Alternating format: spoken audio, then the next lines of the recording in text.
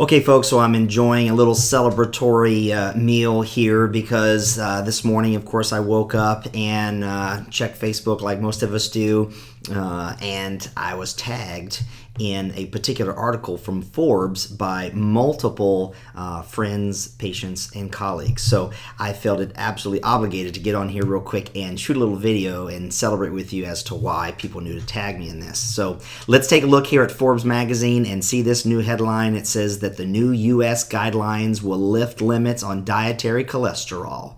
What an amazing thing. Because what they're basically taking a look at is these come from the actual advisory committee to establish what our dietary guidelines are and why. So coming up here for the 2015 edition, comes out a little bit later this year, the recommendations to reduce dietary cholesterol have been a mainstay of the USDA and their guidelines for many years, even going all the way back to the 1960s and the American Heart Association's bull crap and that kind of stuff like that too. So it states here that the proposed changes reflect a major shift in the scientific view of cholesterol that has taken place in recent years. Now, here's what it goes on to say.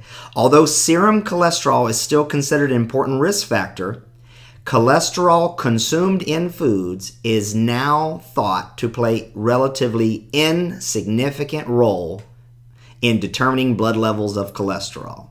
There you have it, folks. Something I have been saying for my 20 years in clinical practice, that the cholesterol that you eat, that's right, from your animal products, from your eggs to your cheese to your shrimp and all that kind of stuff, does not add to the cholesterol level in the body. Cholesterol is a very important needed substance. In fact, it doesn't even come from fat. Most people think it comes from fat. It actually comes from sugar. Let that bend your noodle just a little bit. But in the end of the day, it's the raw material of how we make all of our steroidal hormones, the membranes of our cells, how they communicate, all kinds of fantastic and lovely stuff. And by the very nature of cholesterol floating through your vascularity does not cause it to stick to the interior walls of your arteries and cause hardening in all the arteries and all that kind of crap.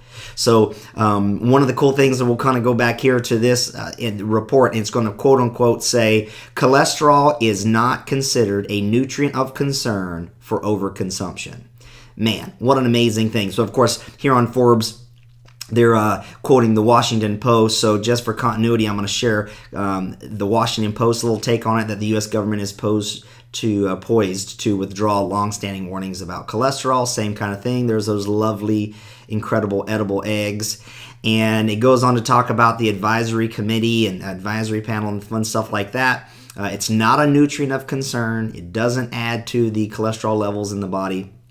But here's one of the things that still cracks me up, because people just get still a little behind on the times, but they're going to come around because of voices like we're sharing today. And one of the cool things is it says these findings follow an evolution of thinking among many nutritionists who now believe that for healthy adults, eating foods high in cholesterol may not significantly affect the level of cholesterol in the blood. Yeah, well, no crap. The thing about it is if you're like me and you have just done countless thousands of blood labs for people who are consuming cholesterol or not consuming cholesterol, it doesn't change it a bit. Well, nutritionists don't generally have the ability to order those labs, so they've never seen it. So thank goodness the scientific community is opening their eyes to that. But here's the thing that is so funny and ironic. It says that the greater danger in this regard, these experts believe, lies not in the products such as eggs, shrimp, lobster, or things that are high in cholesterol, but in too many servings of foods heavy with saturated fats such as meats, whole milk, and butter. And then it goes on to say the warnings about bad cholesterol. Well, guess what, guys? This is absolutely false, and I guarantee you in our lifetime, hopefully it'll be shortly so we don't keep, costing people their lives, they're going to realize some other scientific data that came out, and let's take a peek at that. Here you have it. This actually came out a couple years ago, or actually was it last year? This is from the Annals of Internal Medicine, and this is what we call a meta-analysis or a systematic review of all the data, and especially in regards to dietary, circulating, and supplemental fatty acids with regards to coronary risk. So basically the purpose is to summarize evidence about associations between fatty acids and coronary disease. They took a look at Medline, all the science, citation index, the Cochrane Central Register for Controlled Trials all the way through July 2013. and extracted all the data, looked at all the, this is basically a study of looking at all the other previous studies. So the conclusion here is very important and another telltale sign. Current evidence does not clearly support cardiovascular guidelines that encourage high consumption of polyunsaturated fats and low consumption of total saturated fats. So there you have it, guys. We have a reprisal from the medical community about cholesterol. Thank goodness. They're still getting it wrong when it comes to thinking that saturated fats are bad and polyunsaturated fats are great for everybody. This just simply is not the case.